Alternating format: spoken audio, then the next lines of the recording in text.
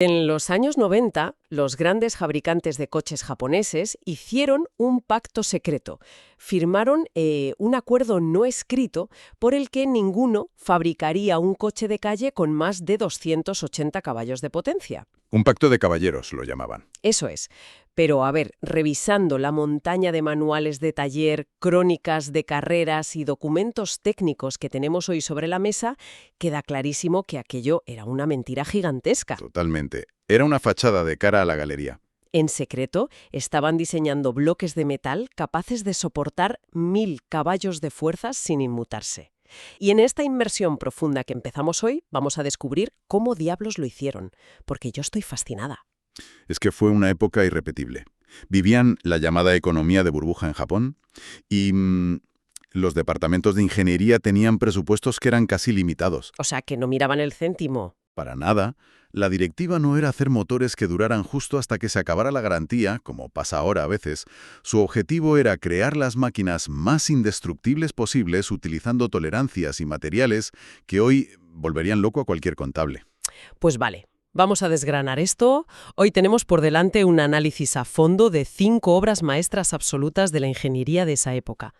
Nuestra misión no es solo leer una lista de especificaciones, que eso sería aburridísimo. Claro, claro. La idea es entender qué magia mecánica convierte un bloque de metal en una auténtica leyenda de la cultura del motor y de la preparación automovilística. Exacto. Porque, a ver, la mecánica clásica nos dice que un motor es, en el fondo, solo una bomba de aire. Entra aire y gasolina, hay una chispa y sale humo, básicamente. Básicamente. Pero estos diseños en particular rompieron la barrera de lo utilitario. Se convirtieron en lienzos en blanco para los entusiastas de todo el mundo. Y para entender este fenómeno hay que empezar por la arquitectura. Y si hablamos de arquitectura y de los años 90, es obligatorio empezar por el rey de las carreras callejeras, el corazón del Toyota Supra de cuarta generación. Todo el mundo lo conoce por, cierta franquicia de películas de coches de la que no hace falta dar el nombre. Todos sabemos de cuál hablamos. Ya. Pero dejando a Hollywood a un lado, ¿qué hay realmente bajo ese capó para que sea tan mítico? Pues estamos hablando del 2JZ GTE, un motor de 3 litros, biturbo, con una disposición de 6 cilindros en línea. Un gigante. Monstruo. Y su estatus de leyenda se basa en algo muy fundamental. Es un bloque de hierro fundido masivo con un diseño que, en ingeniería, llamamos cubierta cerrada o, en inglés, closed deck. Espera, freno un momento. ¿Qué significa exactamente eso de cubierta cerrada? ¿Suena, no sé, a la escotilla de un submarino o algo así? A ver, la analogía no va mal desencaminada. Imagina los 6 cilindros como tubos independientes dentro del motor. Vale, los visualizo. En un diseño de bloque abierto, la parte superior de esos tubos está expuesta y rodeada por el líquido refrigerante, casi como chimeneas sueltas. Entendido. Pero en un diseño closed deck, la propia estructura superior del bloque rodea, une y sujeta firmemente esos cilindros por arriba. Ah, claro. Es puro refuerzo estructural para que los cilindros no se deformen o vibren cuando les metes muchísima presión de aire, con los turbos. Precisamente. Y además, al estar hecho de hierro fundido, tiene una ventaja enorme sobre los bloques modernos de aluminio. ¿El peso? No, ¿el hierro pesa más? Pesa muchísimo más, sí. Pero la ventaja es que el hierro tiene un límite de fatiga definido. Por debajo de cierto nivel de estrés, puede soportar ciclos de carga casi infinitos sin debilitarse. Ah, qué interesante. El aluminio, sin embargo, acumula una fatiga microscópica con cada explosión, por muy pequeña que sea. El hierro lo aguanta todo. O sea que es un tanque absoluto. Y luego está la forma en la que están colocados esos cilindros. Siempre he escuchado que los 6 en línea son motores muy suaves. Lo fascinante aquí es cómo la física juega a su favor. Al tener los 6 cilindros alineados, las fuerzas de los pistones que suben se cancelan exactamente con la inercia de los pistones que bajan. Tienen un equilibrio perfecto. Un equilibrio primario y secundario perfecto, sí. Esto elimina vibraciones a altas revoluciones y hace que la entrega de los gases de escape sea un flujo continuo, perfecto para alimentar los 2 turbocompresores. Y hablando de eficiencia, según los documentos técnicos que revisamos, hay un detalle del encendido que me parece brillante por lo simple que es. Usa el sistema de chispa perdida. Sí, el conocido como Wasted Spark. Eso es. En lugar de tener una bobina eléctrica independiente para cada cilindro, emparejan cilindros opuestos. Es como usar un solo mechero para encender dos fuegos a la vez en habitaciones distintas. Es una gran forma de verlo. Claro, salta una chispa en el cilindro que está lleno de gasolina y explota. Y la misma bobina lanza otra chispa a la vez en el cilindro opuesto. Pero como ese solo está expulsando humo en ese momento, la chispa se desperdicia sin hacer nada. Te ahorras cables, espacio y sigue siendo infalible. Es un diseño sumamente inteligente. Y esa suma de factores es la que explica por qué alguien puede coger uno de estos motores salido de fábrica, ponerle un turbo gigante y llegar a los 700 caballos sin tener que abrir el motor para cambiar las piezas internas. Madre mía, es que el bloque lo aguanta todo. Pero, a ver, un bloque de hierro macizo es genial para ir en línea recta muy rápido, pero pesa una barbaridad. Sí, es un yunque. Claro, si pones un ancla de hierro en la parte delantera de un coche e intentas tomar curvas a alta velocidad en un circuito, ese peso extra te arruina por completo. ¿Cómo solucionaron eso en Japón, cuando el objetivo era ganar campeonatos de turismos en pistas reviradas? Pues cambiando radicalmente de enfoque. Y eso nos lleva a la marca rival, a Nissan con su Skyline GTR y su cerebro mecánico, el famoso RB26 DETT. Otro bloque de 6 cilindros, también biturbo, pero con una cilindrada súper específica de 2,6 litros. Y aquí es donde la historia se pone muy curiosa para mí, porque siempre me he preguntado, ¿por qué 2,6? Suena raro, ¿verdad? Sí, normalmente los motores son de 2,5 litros o de 3 litros redondos. Hacer un 2,6 suena a, no sé, un capricho del ingeniero jefe. Bueno, te aseguro que no tuvo nada de capricho. Fue pura táctica de lectura de reglamentos. A ver, cuéntame eso. Toda nació de las normas del Grupo A de automovilismo. Los ingenieros de Nissan planeaban inicialmente usar un motor de 2,4 litros. Vale, hasta ahí tiene todo el sentido del mundo. Pero el Skyline tenía un sistema de tracción total brutal, revolucionario para la época, que añadía un peso enorme al coche. Los ingenieros sabían que, para no salir volando en las curvas con tantísimo peso, necesitaban neumáticos más anchos. Lógico, más goma en el suelo para agarrar mejor. El problema es que el reglamento solo permitía usar neumáticos súper anchos en la categoría reina, la de motores de 4.500 centímetros cúbicos. Ya, entiendo. Pero claro, si tenían un motor de 2,4 litros, estaban lejísimos de esa categoría superior. Y aquí está la trampa genial del reglamento. A los coches con turbocompresor se les aplicaba un factor de multiplicación para igualarlos con los coches que no tenían turbo. Para que fuera justo. Eso es. Había que multiplicar la cilindrada por 1,7. Si multiplicas 2.400 centímetros cúbicos por 1,7, te quedas en 4.080. Aún les faltaba bastante para entrar en la clase superior. Ah, vamos, que sacaron la calculadora y se pusieron a hacer números en la oficina. Si coges 2,6 litros y lo multiplicas por 1,7, da exactamente 4.420. Matemáticas perfectas. Encajaban justo por debajo del límite de la categoría reina. Por eso, bloques como el código 05U o el bloque de competición 24U nacieron literalmente para aprovechar un agujero en el reglamento. Estaba concebido puramente para las carreras. ¡Qué maravilla! Una genialidad absoluta.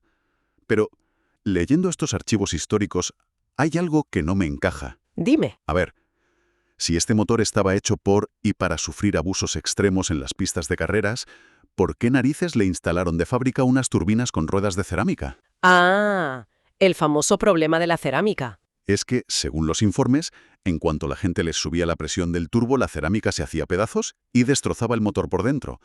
¿Por qué no usar acero desde el primer día y evitarse el problema? Acero. Vale, claro. Al ser tan ligera, la rueda del turbo empezaba a girar en el mismo milisegundo en el que pisabas el acelerador. Desaparecía el lag, ese retraso enorme y molesto que tenían los turbos antiguos. O sea, tenías una respuesta inmediata del motor. Exacto. Pero, como bien has dicho, la cerámica es frágil. Bajo el estrés térmico brutal de un circuito, o cuando los modificadores aumentaban la presión por su cuenta, la fuerza centrífuga literalmente desintegraba esas aspas. ¡Qué desastre! Fue un problema tan grave que Nismo, la división de competición pura de Nissan, tuvo que intervenir para las carreras de resistencia. Crearon el bloque NE1, con mejores conductos de agua y aceite, y quitaron la cerámica de los turbos para poner acero. Perderían esa respuesta súper rápida, imagino. Sí, perdieron algo de respuesta, pero aseguraron que el coche cruzara la línea de meta 12 horas después sin explotar. Ensayo y errar a 300 por hora. Fascinante. Pero bueno, hasta ahora hemos hablado de bloques de 6 cilindros, auténticos gigantes. Tienen mucho mérito, claro. Pero en ingeniería también hay que saber hacer mucho más con mucho menos. Completamente de acuerdo. Sobre todo si nos vamos a disciplinas como el Mundial de Rallys. Ahí necesitas un coche ágil, corto, que salte en los tramos de tierra sin hundir el morro en el barro. Hay que reducir dimensiones y peso drásticamente. Y para eso hay que hablar obligatoriamente de los motores de 4 cilindros y de la familia Sirius de Mitsubishi, concretamente del 4G63T. El alma de los Lancer Evolution. Este fue el motor que, con los ajustes del equipo Ralliart, hizo que el piloto Tommy McKinnon dominara los años 90, ganando 4 mundiales de rally seguidos. Casi nada. ¿Qué lo hace tan especial frente a los gigantes de los que venimos hablando? Pues para empezar, es un bloque de 4 cilindros y solo 2 litros de cilindrada. Vale, mucho más pequeño. Sí, y la principal diferencia arquitectónica para aligerar peso fue usar un bloque inferior de hierro fundido muy robusto para aguantar la fuerza de las explosiones, pero coronarlo con una culata de aluminio. Ah, mezclaron materiales. Eso es. Y eso baja el centro de gravedad del motor de una forma drástica. Mucho mejor para saltar y girar en la grava sin perder el control. Revisando su historia, veo que este motor estuvo evolucionando durante años sin cambiar su base. Esa es precisamente su gran virtud. Los primeros modelos de los 90 unían el cigüeñal al volante motor con 6 tornillos. Eran durísimos. Pero los equipos de rally necesitaban instalar embragues de competición cada vez más extremos. Para arrancar muy rápido en la tierra, supongo. Claro. Así que Mitsubishi rediseñó la pieza para usar 7 tornillos y repartir mejor el estrés mecánico. Aunque eso trajo bastantes dolores de cabeza en la calle, ¿no? He leído sobre el famoso problema del crankwalk. Sí, una holgura axial. Con embragues muy duros de recambio, el cigüeñal literalmente empezaba a moverse hacia adelante y hacia atrás dentro del motor. ¡Qué miedo! Era un problema, sí, pero lo pulieron con el tiempo. De hecho, la plataforma alcanzó su verdadera madurez cuando integraron el sistema MIVEC, que es la distribución de válvulas variable de Mitsubishi. Permitía tener mucha fuerza para salir de las curvas cerradas y luego estirar la potencia en las rectas. Y para demostrar lo que podía hacer un motor de 2 litros bien construido, los documentos recogen un récord de locos. Mitsubishi vendió una versión oficial en el Reino Unido llamada FQ400. Una bestialidad de coche.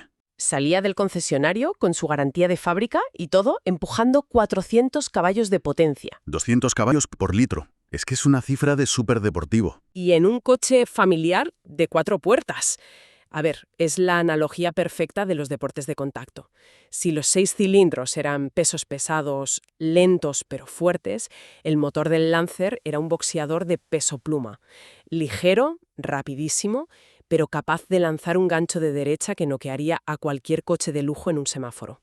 Y ojo que eso solo fue posible instalando bielas forjadas de grado competición y un turbo gigante que trabajaba al límite, directamente puesto así en la fábrica. Pero fíjate en un patrón que se repite en todo lo que hemos analizado. El Toyota, el Nissan, el Mitsubishi, todos tienen la letra T en su nombre. Todos necesitan turbocompresores.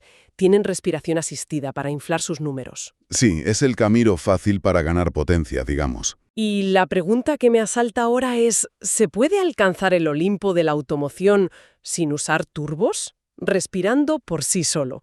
Porque aquí es donde se pone realmente interesante la cosa. Para lograr eso, hay que cambiar completamente la forma de pensar. Y la marca que dio esa respuesta definitiva fue Honda, con el motor F20C. El corazón del Honda S2000. Sigue siendo un 4 cilindros de 2 litros, pero sin rastro de sobrealimentación. En lugar de empujar aire a lo bestia hacia adentro con un turbo, su filosofía era revolucionar el motor a velocidades estratosféricas. Llegando al corte de inyección a las 9.150 revoluciones por minuto. ¡Qué locura! Las matemáticas de este bloque dan vértigo. Ostentó el récord mundial de potencia específica para un motor atmosférico de producción en serie. 125 caballos por litro. Sin trampas. Sin turbos, exacto. Un récord que nadie superó durante más de 10 años, hasta que llegó Ferrari con el 458 Italia. Y hablamos de un coche que costaba 5 veces más que el Honda. Y eso sin ayudas. Pero claro, a la gente que modifica coches le encanta la patada de un turbo masivo. Esa curva de par que te hunde en el asiento de golpe. Ya, es una sensación adictiva. Eso es. Y un motor atmosférico como el de Honda no tiene esa patada bruta a bajas vueltas. Entonces, si le quitas el turbo a la ecuación, ¿por qué iba a generar tanto respeto entre los puristas? Pues porque lo que le faltaba en fuerza bruta lo compensaba con una ingeniería que rozaba lo alienígena. El dato que define este motor no son sus caballos, es la velocidad media de sus pistones. A 9.150 revoluciones, los pistones se movían a una velocidad media de 25,2 metros por segundo. Sube por el cilindro a toda velocidad, se frena completamente en seco arriba y cambia de dirección para bajar a la misma velocidad, cientos de veces en un solo segundo. Imagina las fuerzas G destructivas que sufre ese trocito de metal al hacer esos cambios de dirección tan violentos. Viajaba más rápido que cualquier otro motor de coche de calle de la historia. De hecho, operaba peligrosamente cerca de los límites estructurales de los motores de Fórmula 1 de la época. Madre mía. Si haces eso con piezas normales, te aseguro que el motor explota en pedazos en 3 segundos. Entonces, ¿cómo diablos evitaban que saltara por los aires? Reforzándolo absolutamente todo, a nivel microscópico. Utilizaba bulones y bielas de acero forjado hiperresistentes. Además, aprovecharon al máximo el sistema Butec de Honda, que cambiaba físicamente el perfil del árbol de levas a partir de las 6.000 revoluciones para que entrara más aire de golpe. Ese famoso empujón del Butec. Ese mismo. Y para lidiar con el inmenso calor de esa fricción extrema, desecharon las camisas de hierro de los cilindros y usaron tecnología FRM. ¿Qué es FRM? Metal reforzado con fibra. Fundieron una matriz de fibra de carbono y alúmina directamente en las paredes de aluminio de los cilindros, una disipación de calor brutal manteniendo un peso mínimo. O sea, literalmente, alta relojería funcionando a miles de revoluciones. Una pasada. Pero, bueno, si quitar el turbo hace que un motor sea una leyenda por su régimen de giro, vamos a llevar este razonamiento al extremo más absoluto. Miedo me das. ¿Qué pasa si abrimos el bloque y quitamos los pistones directamente? ¡Fuera pistones! ¿Puede funcionar un coche así? ¡Buf! Entramos entonces en el reino de lo puramente exótico. Nos metemos de lleno en la geometría rotativa de Mazda y en su motor Wankel, específicamente el 13B REW. El alma del Mazda RX-7. Te digo una cosa, siempre me ha volado la cabeza mirar los esquemas de este motor. Los datos parecen, no sé, una errata de imprenta. Ya, es que rompe todos los esquemas. Tiene una cilindrada diminuta, de solo 1,3 litros. Pero miras los planos técnicos y no hay cilindros redondos ni pistones que suben y bajan. Son como dos cámaras ovaladas y dentro hay unos rotores con forma de triángulo girando. Es casi incomprensible a primera vista. A ver, si conectamos esto con el panorama general de la combustión, exige que olvidemos todo lo que hemos hablado hoy. En un motor normal, de 4 tiempos, necesitas que el cigüeñal dé 2 vueltas completas para que haya un solo ciclo de explosión en un cilindro. Vale, me quedo con eso. 2 giros completos para hacer un pum. Exacto. Pero en el motor rotativo de Mazda, el triángulo gira a 1/3 de la velocidad de su eje principal. Y como es un triángulo con 3 caras, cada una de esas caras está haciendo algo simultáneamente en distintas partes de la carcasa ovalada. Todo a la vez. Claro.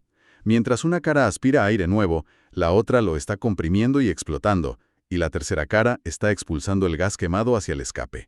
O sea que por cada vuelta entera del eje del motor siempre hay una explosión empujando de manera constante. No hay pausas muertas. Ninguna. Consigues una entrega de potencia densa e ininterrumpida.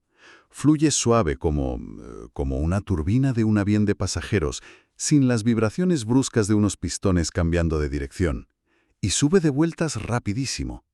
Entiendo. Y además, este modelo en particular resolvió el gran problema histórico que tenían los rotativos, que era la falta de fuerza para arrancar a bajas velocidades. Y lo hizo siendo el primer coche de producción mundial en llevar un sistema de doble turbo secuencial. Fíjate, esto es importantísimo. Analizando cómo funciona este doble turbo en los esquemas, a mí me gusta compararlo con una carrera de relevos en una pista de atletismo. El primer corredor de la carrera es el turbo pequeño. Muy buena analogía. Claro, al ser pequeño, le basta el poco humo que sale del escape a bajas revoluciones para echar a correr rapidísimo. Te da un empujón inicial y elimina el temido lag. Y una vez que el motor ya está girando muy rápido y escupiendo muchísimo gas de escape. Ahí es cuando, mediante unas válvulas complicadísimas de controlar, el corredor pequeño le pasa el testigo al corredor grande, que es el segundo turbo. Y este entra de golpe y mete un caudal de aire inmenso para lograr la velocidad máxima en la recta. Es un baile termodinámico asombroso de ver funcionar. Aunque, bueno, toda esta maravilla técnica tenía un talón de Aquiles bastante importante. ¿Ah, sí? Cuéntame. Esa fricción continua del rotor girando en forma de óvalo generaba unas temperaturas de escape infernales y los famosos sellos de vértice o apex seals. ¿Las puntas del triángulo? No. Sí, las pequeñas piezas en las puntas del triángulo que rozan el metal y mantenían la compresión dentro de la cámara, pues sufrían un desgaste tremendo. Requerían un cuidado, un tipo de aceite específico y un mantenimiento pero tan religioso que terminó polarizando por completo a la comunidad automovilística. ¿Una relación de amor-odio? Totalmente. O amas los motores rotativos con locura y les dedicas tu vida, o huyes de ellos en cuanto ves uno. No hay término medio. Pasión pura y dura, sin medias tintas. Bien, mirando todos estos apuntes sobre la mesa, ¿qué significa todo esto que hemos repasado hoy? Hemos saltado entre conceptos mecánicos totalmente antagónicos. Sí, son muy distintos entre sí. Por un lado tenemos bloques masivos de hierro irrompible como el del Supra o el Skyline. Por otro, rabiosos y ágiles 4 cilindros creados para volar saltando por la grava, como el del Evo. Tenemos también perfección milimétrica a más de 9.000 vueltas respirando por sí solo con el Honda. Y un diseño sin pistones totalmente alienígena y complejo con Mazda. A pesar de ser tan diferentes, todos ocupan el mismo estatus de culto sagrado en el mundo del motor. Y lo comparten porque el respeto mundial hacia estos motores no nace solamente de la técnica, sino del contexto. Fue una coincidencia histórica irrepetible. Un momento único. Completamente. Convergió el apogeo económico absoluto de las marcas japonesas, una feroz competencia internacional para ganar campeonatos y una filosofía de ingeniería que sencillamente ya no existe. La directiva técnica en aquella época no era hacer un producto que fuera económicamente viable y se rompiera al poco tiempo para vender recambios. La famosa obsolescencia programada. Exacto, de eso no había. La orden era muy clara. Háganlo lo más resistente, capaz y eficiente que las leyes de la física permitan. Y punto. Y al hacer eso, al construir con unos márgenes de seguridad tan absurdamente exagerados, crearon sin querer la plataforma de juegos perfecta para la cultura automovilística. Y creo que esto nos deja con una reflexión final que da un poco de vértigo. A ver qué opinas. Hoy en día la industria avanza a pasos agigantados hacia la movilidad eléctrica, ¿verdad? Y los motores de combustión modernos que aún quedan se parecen cada vez más a ordenadores. Son cajas negras selladas gestionadas por millones de líneas de código informático. Tristemente sí. Abres el capó de un coche moderno y lo único que ves es una gran cubierta de plástico negro hermética donde antes había válvulas, poleas y turbinas expuestas. Son sistemas totalmente inaccesibles para cualquier persona que sea ajena a un concesionario oficial. No puedes meterle mano. Exacto, no te dejan. Así que con toda esta investigación, la pregunta queda flotando en el aire para quien nos escucha. Estamos viendo en estos clásicos japoneses de los 90 los últimos fósiles de un tiempo en el que un simple bloque de metal tenía alma. Una época en la que esa mecánica podía ser descubierta, entendida, desmontada y mejorada libremente con un par de llaves inglesas en el garaje de cualquier aficionado. Es muy posible que la humanidad no vuelva a diseñar bienes de consumo tan complejos que a la vez inviten tanto a ser manipulados y abrazados por el gran público. Es sin duda una idea para quedarse masticando la próxima vez que se crucen con el rugido inconfundible de uno de estos mitos por la calle.